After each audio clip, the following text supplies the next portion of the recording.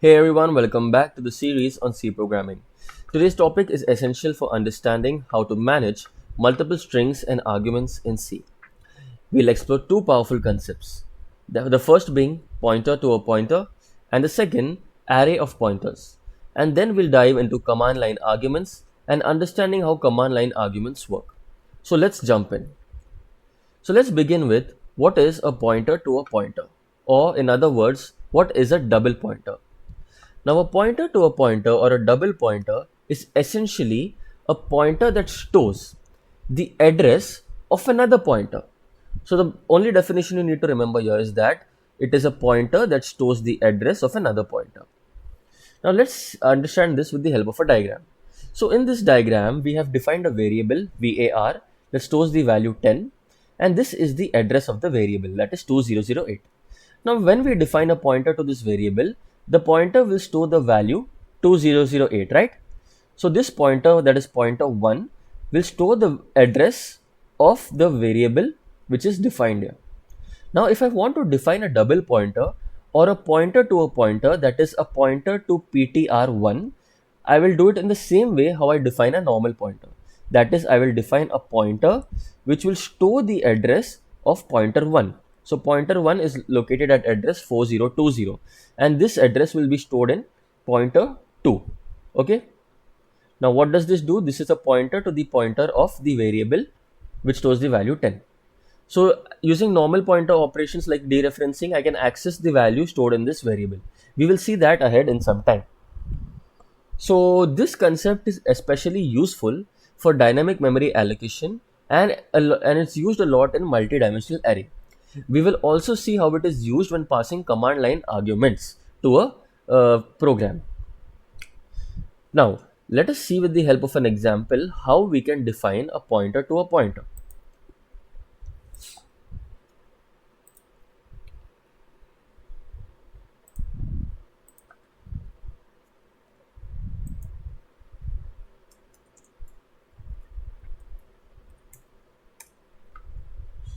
So, first what we will do is we'll just include a header file. Then here I'll define my main function. And in this main function, what I will do is first I will define a variable. Let's say int num is equal to 10. Then I will define a pointer to this variable, and we will use the address of operator, which will give me the address of this variable. Now, if I want a pointer to this pointer, remember pointers are also variables. So if I want to get the address of this pointer, I will use the same operator which I used for num, that is the address of operator. So how do we define a pointer to a pointer? It is the same as defining a pointer to any variable. So since a pointer is also a variable, I will use the same syntax, that is, I will use an asterisk and then another asterisk which will point to the other pointer, that is the first pointer. Okay, I will call this pp, pointer to pointer, and I will give this the address of the first pointer. Okay, so this is how we can define a pointer to a pointer. pp is a pointer to a pointer to an int. Okay, now let's go ahead and print the value of the variable using pointers. So value of num is %d / n new line character num. Okay, then I will print the value using the first pointer.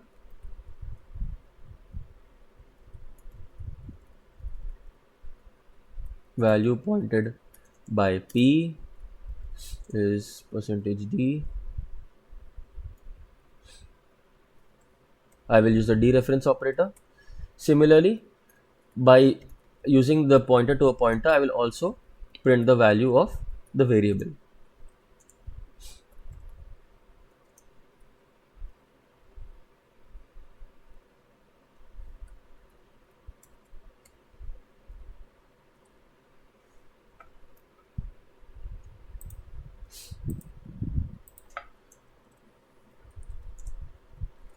Let's go ahead and compile this program, and then after that I will explain what does it mean. So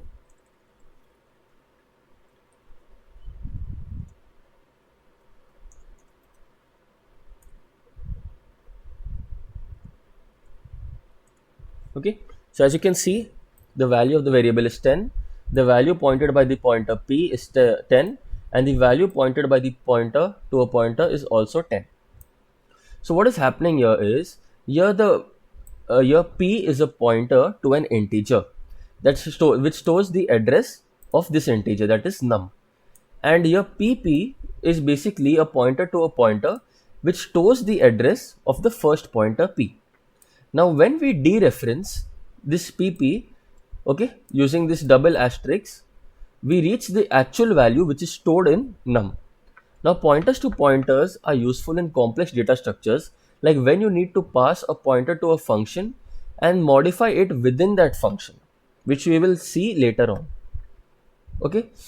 Uh, Now what we will do is, let's discuss what are array of pointers, or what is an array of pointers. Now, in order to understand array of pointers, we first needed to understand what is a pointer to a pointer or a double pointer, which we have already seen. So let's start with array of pointers now. Now, an array of pointers is simply an array where each element is a pointer. Now, this is useful when we want to work with multiple strings or dynamically allocated data. Okay. Now, an example which we will see where we'll use multiple strings is when we pass command line arguments. Okay, when we pass command line arguments to a program, that is when we use multiple strings. And for instance, let's take an example. If we have a look at this diagram, here I have defined an array. Now in this array, the elements are nothing but pointers. So every element in this array will point to some address in the memory. Now this address can store a string value or integer value, depends on the type of data we specify. Okay. Now let us try to understand this in a much better way by using an actual example. So what I will do is, you all know how we define an array, right? First we mention the data type, then the name of the array followed by square brackets, and inside the square brackets we mention the size of an array, and we give the elements.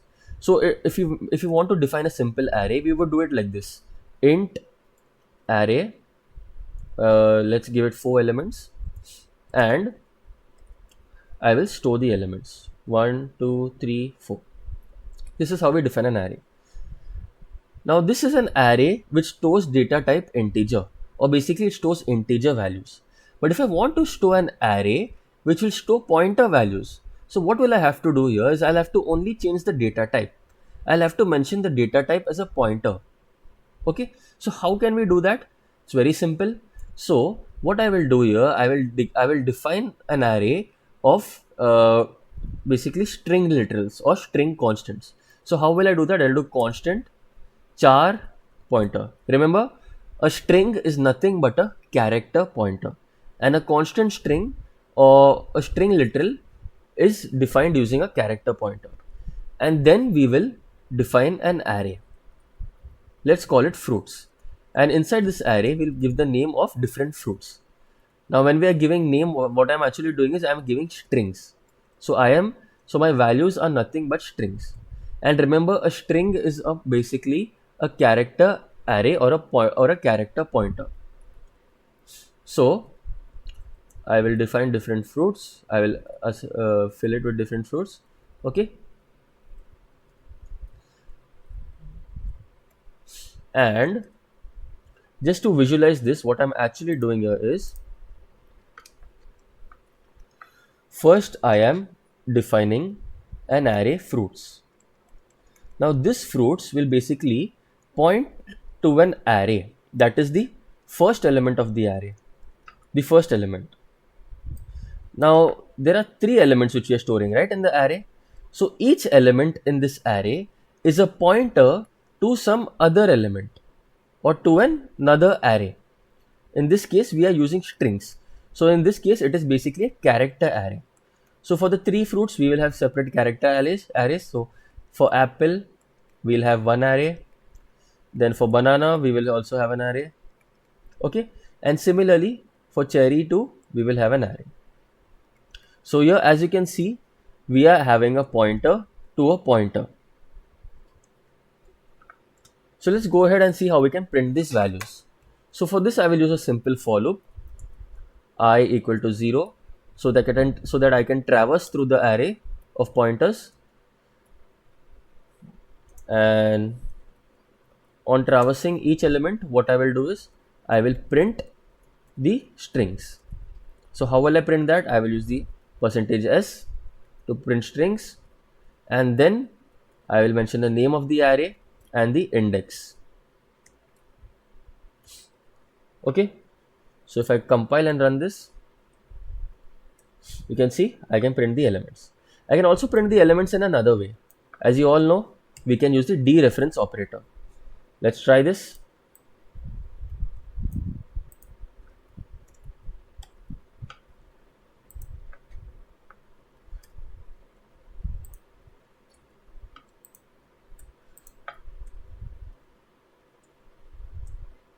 Okay, so even using the dereference operator, we can print the elements of a array.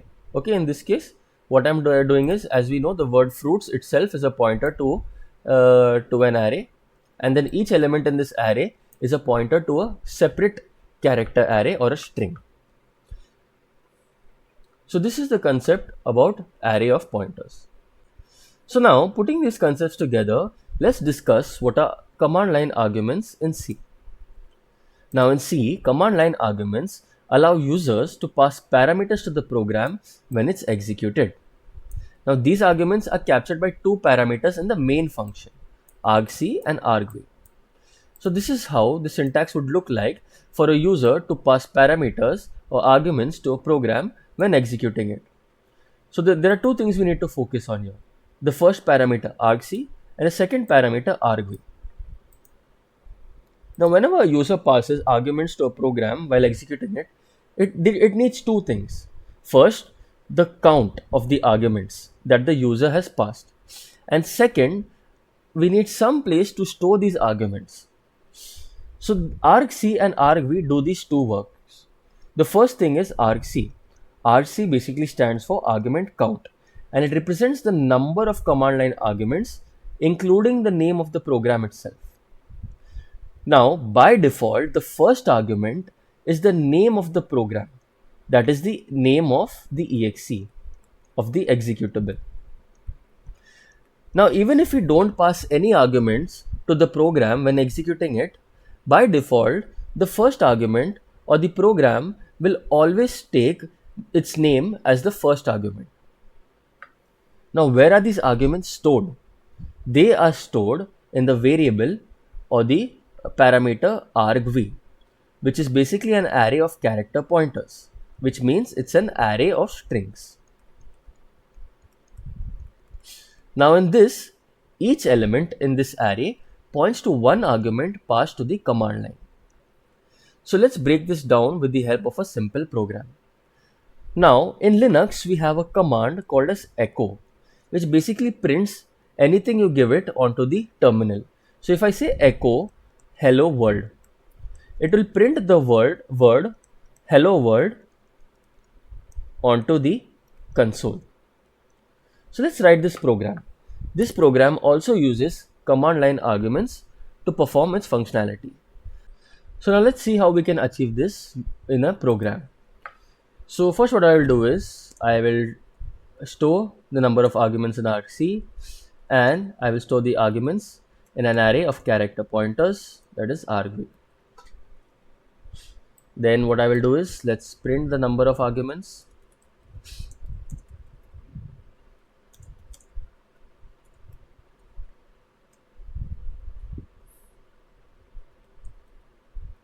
And then I will use a for loop to print the arguments onto the console.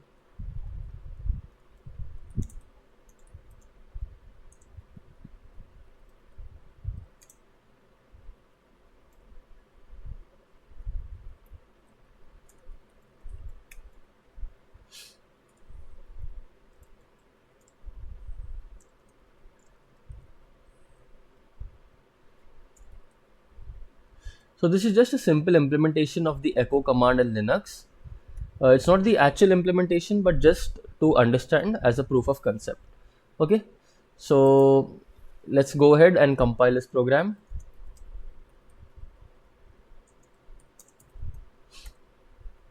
Now let's run this program, echo, and we'll pass command line arguments. Let's say hello world.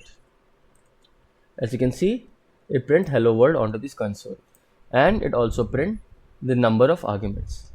Now one thing to note down here is the number of arguments in this case is showing as 3. But as a user, I have only passed 2 arguments, right? That is the word hello and world. So where did the third argument come from? So just a while ago, I mentioned that by default, the first argument is the name of the executable. So if I initialize I as 0 and I again run this program, we can see that it will also print the name of the executable. Okay, that is echo.exe. So this is a key point to remember when dealing with command line arguments, that even if you don't mention the arguments, even if I don't mention the arguments, by default, my initial argument, that is the argument at index 0 in this array, is the name of the executable, which means that my count of arguments will always be 1, at least 1. So if I run this, you can see here I have number of arguments is 1, and the name and the argument is the name of the program. So let's talk about the practical use case of command line arguments. Now command line arguments are incredibly useful for making programs more dynamic. For example, as we've seen in the echo command on Linux.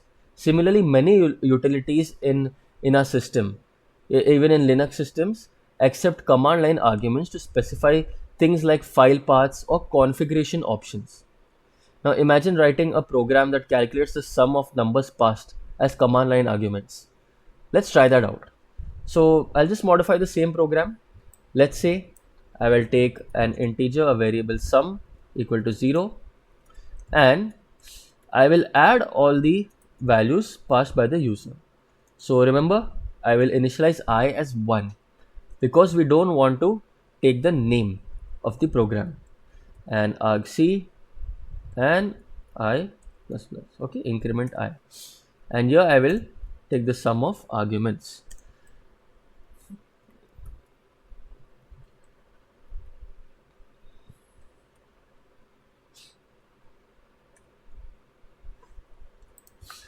Let's print the sum.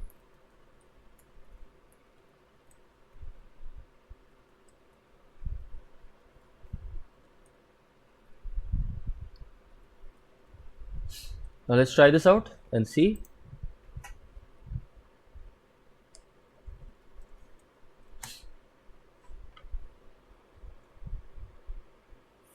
Well, that's not a problem. Let's go ahead and run it. Sum, and let's add 10 and 20. So this gives us a value of 30. Okay, so in this program, each argument after the program name is treated as an integer. Since we are using the ATOI, this function basically converts an argument to an integer. We will learn about these functions later on. Now running this program will give us the output, that is the sum of the numbers. So, and now we have covered arrays of pointers, pointer to pointer, and command line arguments in C.